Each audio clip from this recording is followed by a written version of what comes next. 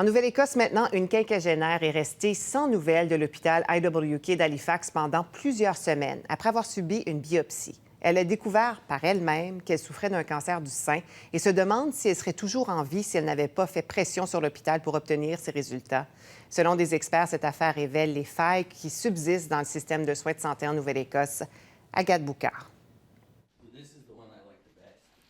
Prise d'une douleur fulgurante dans la poitrine en septembre 2024, Cathy Cross-Carey savait que quelque chose n'allait pas et qu'il était temps de faire une mammographie. Elle avait déjà eu un kyste au sein droit en 2018. 5 semaines après une biopsie au même sein, la mère de famille de 58 ans est toujours dans l'attente de son diagnostic. Impossible pour Cathy Cross-Carey d'accéder rapidement à ses résultats étant donné qu'elle n'a pas de médecin de famille et que les hôpitaux sont saturés. Elle espère trouver ses analyses en ligne, en vain. So it was literally like I slapped myself in the face and said, no, you can't take this as no news is good news. J'ai pris une claque en pleine face, dit-elle. Elle rappelle alors la clinique et son cauchemar devient réalité. Found out that it's stage 2-3 invasive carcinoma. And now I'm just dumbfounded. J'ai enfin appris que je souffre d'un carcinome canalaire stade 2-3. Santé Nouvelle-Écosse reconnaît que l'accès au diagnostic de cancer est plus compliqué pour les personnes qui n'ont pas de médecin de famille. We do know it's a challenge for folks that don't have access to a primary care provider, and we're really taking action.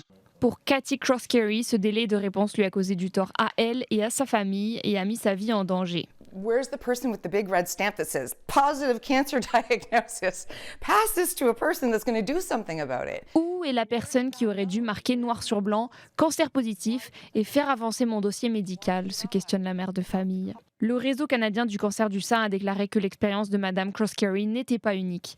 D'après l'association qui protège les patients, les autorités sanitaires doivent faire davantage de prévention auprès du public sur les programmes de dépistage et sur la manière d'accéder aux services de santé.